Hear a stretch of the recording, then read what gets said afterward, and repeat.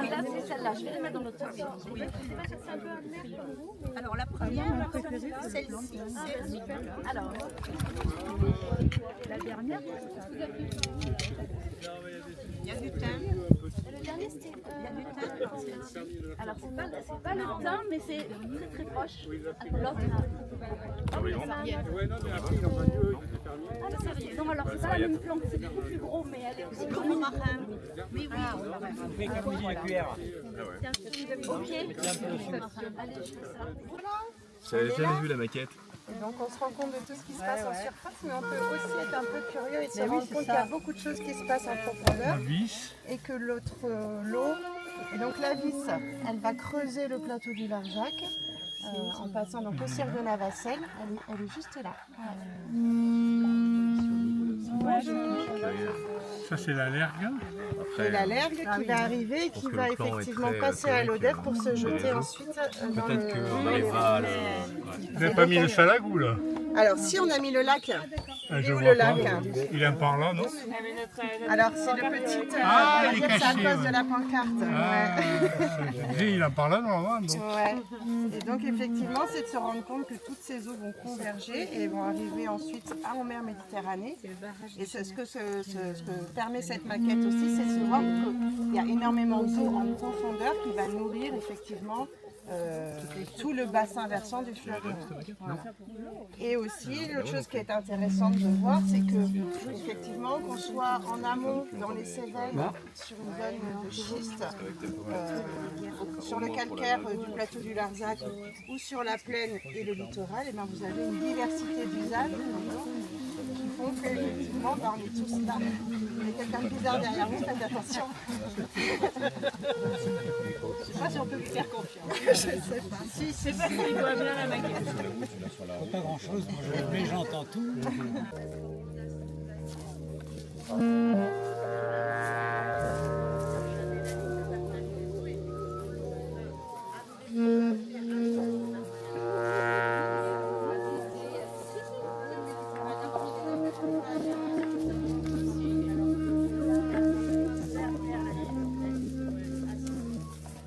Profitez de ce havre de paix, de cette petite oasis. Et je vais laisser la parole à mes collègues du Parc des Grands Causses, que Prune. Bon, que je vais présenter du coup. Prune, désolé. Donc, Laurent Danneville, hydrogéologue, et notre collègue Christophe Apolyte, hydrogéologue bis. Et c'est à eux, avec le beau schéma derrière. Bonjour à toutes et tous. Alors vous êtes un peu fatigués, mais juste pour finir, je vous ai apporté un petit schéma du karst pour récapituler un petit peu ce qu'on a vu aujourd'hui. Je vais attendre que tout le monde se regroupe pour ceux qui veulent venir.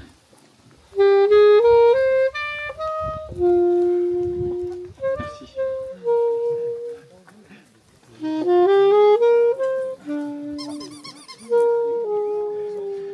Voilà. Donc ici, en fait, on a fait une coupe dans le Larzac pour que ça soit assez pédagogique. On peut imaginer la foule de la vis, par exemple, ici. Et puis là, on s'est promené sur le plateau là, depuis ce matin. Donc comme on l'a dit, en général, quand il pleut, tout s'infiltre. Hein, il faut des grosses précipitations pour qu'il y ait du ruissellement. Alors Séverin me disait qu'il fallait au moins 30, voire après 100 mm pour qu'il y ait de l'eau qui s'écoule à la vaquerie.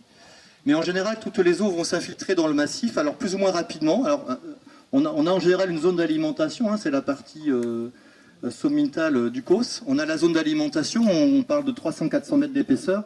Et puis après, une zone noyée, on a la rivière souterraine, les réserves, la source qui est l'exutoire final du karst, et puis qui va alimenter nos rivières en fait. Hein. Nos rivières, elles sont alimentées que par les eaux souterraines. Alors lorsqu'il pleut, ça va s'infiltrer plus ou moins rapidement dans le massif. Soit par l'intérieur de pertes où les eaux vont s'infiltrer rapidement en quelques heures, voire quelques jours. Et puis dans d'autres parties du massif, ça va percoler plus lentement et atteindre la zone noyée au bout de quelques mois. Ce qui est intéressant, c'est que les réserves là qu'on a figurées sur le schéma ici, elles vont alimenter la rivière souterraine, qui sont parfois pénétrables par les spéléos, comme Franck Vasseur, et qui vont permettre d'alimenter la source. Les temps de séjour dans le karst des eaux, c'est, je disais, quelques heures, quelques jours. Et en général, c'est 1 an et demi. C'est-à-dire qu'en 1 an et demi, les eaux peuvent rester quand même un bon moment. Il y a des datations qui ont été faites sur la source d'Urzon, qui est pas très loin, du côté de Nantes, et il y aurait des eaux qui ont été datées à 40 ans. Bon, une partie des eaux. Donc voilà, c'était pour rappeler un petit peu ce qui se passe sur le plateau. Alors, on n'en a pas parlé, mais quand il y a des gros épisodes aussi, on peut avoir la création de lacs éphémères sur le plateau. Le plus connu, c'est celui des lacs des Rives. Et donc, ce lac, il arrive quand il y a des grosses précipitations aussi, il peut rester quelques semaines. Alors, il est alimenté par les précipitations dans un premier temps, puis ensuite par les eaux souterraines sur le plateau. On a quelques sources perchées qui vont alimenter le lac éphémère. Donc voilà, bon, je m'arrête là pour le schéma. S'il y a des questions, n'hésitez pas aussi par la suite. Et puis, je vais vous présenter une autre carte. Pour finir, ça, c'est une carte de synthèse, en fait, qui a été élaborée, là, qui est encore en discussion. Sur l'ensemble des grands causes, on a pu, grâce aux études hydrogéologiques depuis 30 ans, déterminer les bassins d'alimentation de toutes nos sources qui sont sur le plateau, qui sont captés ou pas, privés ou publics. Et d'ailleurs, vous voyez les ronds principaux, là, c'est les principales sources. Ici, vous avez la Fou de la Vis, par exemple. On va jusqu'au Tarn, on intègre donc le causse du Larzac, le causse noir, le causse Méjean, le causse de Sauveterre.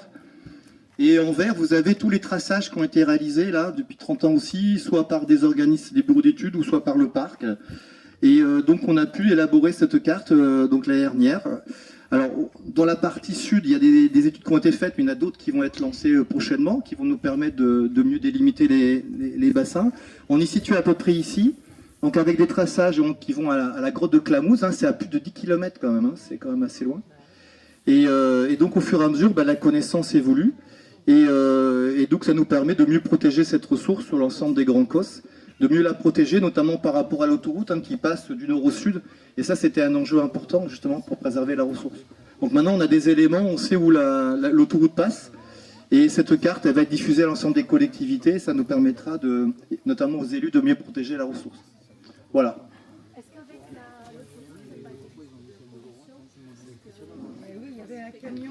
Alors, sur l'autoroute, vous l'avez vu, il y a des bassins de décantation qui ont été mis en place. Il y en a à peu près 100 sur le territoire. Alors, ils vont récupérer la pollution chronique, c'est-à-dire les huiles, hydrocarbures et métaux lourds, parce que c'est vrai qu'il y en a. Et donc, ces bassins, s'ils sont bien gérés, normalement, on récupère tous ces métaux, entre guillemets. S'il y a une pollution accidentelle, normalement, ces bassins aussi doivent pouvoir garder cette pollution accidentelle, puisqu'ils peuvent fermer le bassin. Mais c'est vrai qu'il peut y avoir une partie qui pourrait partir, donc c'est pour ça qu'on, avec le service autoroutier, on a proposé de faire des traçages derrière ces bassins de décantation pour voir s'il y avait un polluant qui partait, où il irait, et quelles sont les mesures de sécurisation qu'on doit mettre en place avec les élus au niveau des captages. Voilà. Donc c'est une problématique importante, en effet. Oui, sur la plateforme autoroutière, tout ce qui est imperméabilisé, il y a des caniveaux, et donc l'eau va dans ces bassins de décantation. Et puis après, ça va dans des bassins d'infiltration. Voilà. Moi, j'ai répondu à une question, mais je répondrai tout à l'heure à d'autres s'il faut. Voilà. Je ne sais pas si Prune, il y avait quelqu'un qui devait intervenir.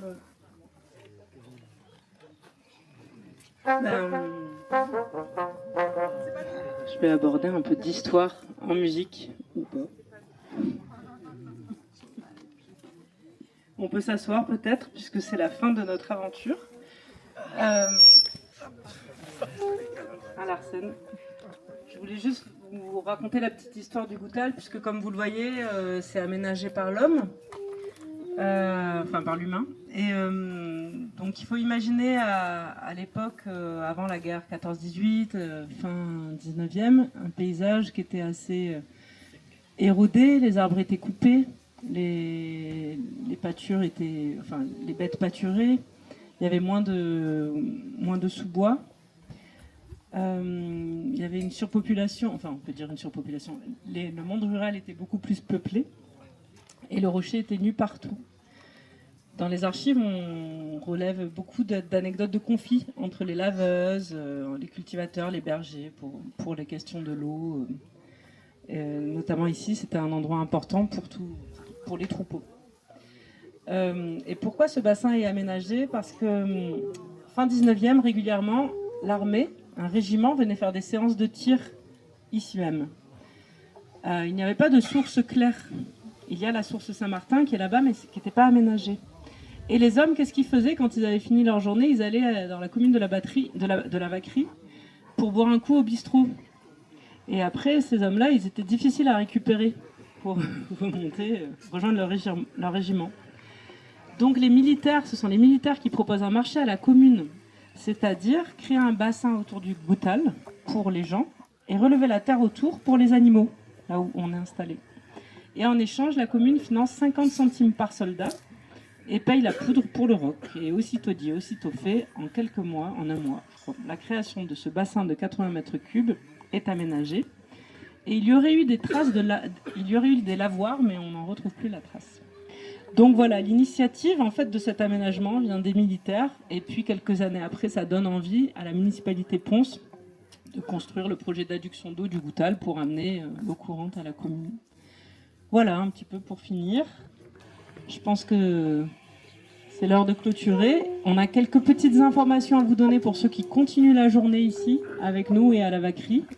Donc je passe la parole à Roxane et surtout je remercie à tous les intervenants et intervenantes et à toute l'équipe de s'être mobilisée et à vous d'être venus par cette journée très très chaude. Merci beaucoup. Donc c'est le timing pour...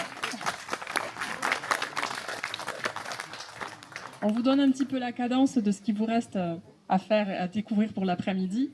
Donc là, tout de suite, on va vous lâcher.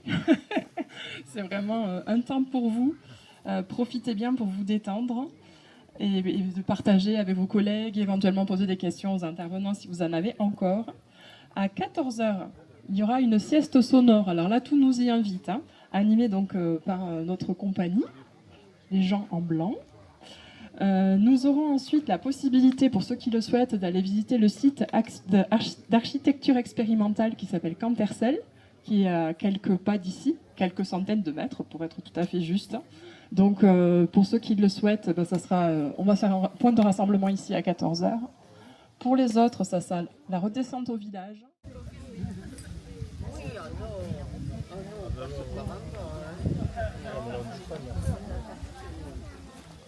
On rentre par l'authentique, par le vrai. Oui, ça fera un peu plus trop.